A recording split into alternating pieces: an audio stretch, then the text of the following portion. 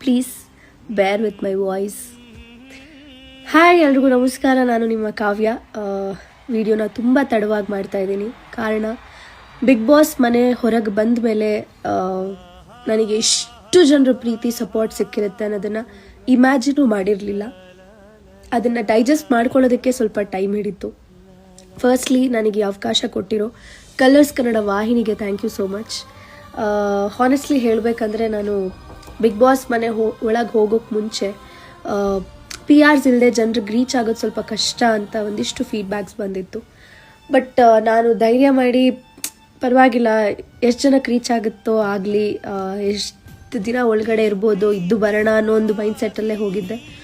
ಹೊರಗೆ ಬಂದು ನೋಡ್ತೀನಿ, ಲಿಟ್ರಲಿ ಸೋಷಿಯಲ್ ಮೀಡಿಯಾದಲ್ಲಿ ಆ ವಿಡಿಯೋಸ್ ಆಗಿರಲಿ, ಆ ಫೋಟೋಸ್ ಆಗಿರಲಿ ಎಡಿಟ್ ಮಾಡೋದಕ್ಕೆ ಎಷ್ಟು ಎಫರ್ಟ್ ಆ್ಯಂಡ್ ಟೈಮ್ ಬೇಕಾಗುತ್ತೆ ಅನ್ನೋದು ನನಗೆ ಗೊತ್ತು.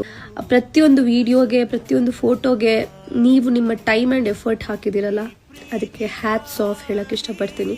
ಮನೆ ಹತ್ರ ಸಾಕಷ್ಟು ಜನ ಬಂದ್ರಿ, ಫೋಟೋ ಫ್ರೇಮ್ಸ್ ತಂದುಕೊಟ್ರಿ, ಫ್ಲವರ್ಸ್, ಎಷ್ಟೋ ಜನ ಅಪ್ಪಂದರು ಬಂದು ನೀನನ್ನು ನೋಡಿದ್ರೆ ನನ್ನ ಮಗಳನ್ನ ನೋಡ್ದಂಗೆ ಆಗುತ್ತೆ ಅಂತ ಹೇಳಿ ಹೂವು, ಹಣ್ಣು, ಸೀರೆ, ಅರಿಶಿನ, ಕುಂಕುಮ ಎಲ್ಲ ತಂದುಕೊಡ್ತಾ ಇದ್ದೀರ. ಒಂಥರ ಆ ಪ್ರೀತಿ ಸಿಗ್ತಿದೆಯಲ್ಲ, I am like speechless.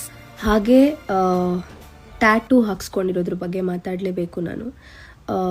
No, I am not entertaining this. ನಾನು ಎಂಟರ್ಟೈನ್ ಮಾಡ್ತಿಲ್ಲ.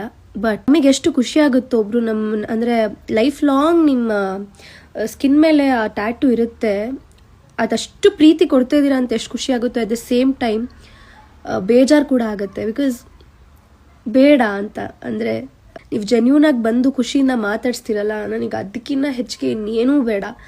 ದಯವಿಟ್ಟು ಆ ಥರದ್ದು ಒಂದು ಡೆಸಿಷನ್ಸ್ ಮಾಡೋದು ಬೇಡ ಅಂತ ಕೇಳ್ಕೊತೀನಿ ನಾನು. ಅದು ಬಿಟ್ಟರೆ ಪೋಸ್ಟರ್ಸ್ ಆಗಿರಲಿ, ಆಟೋ ಮೇಲೆ ಸ್ಟಿಕ್ಕರ್ಸ್ ಆಗಿರಲಿ, ಒಂಥರ ಫುಲ್ಫಿಲ್ ಆಗ್ತಾ ಇದೆ ಲೈಫ್ ನನಗೆ. Thanks for everything. ನನ್ನ ಪ್ರೀತಿ ಮಾಡೋರಿಗೆ, ನನ್ನ ಸಪೋರ್ಟ್ ಮಾಡೋರಿಗೆ ನನ್ನ ತುಂಬ ಹೃದಯದ ಧನ್ಯವಾದಗಳು. Thank you.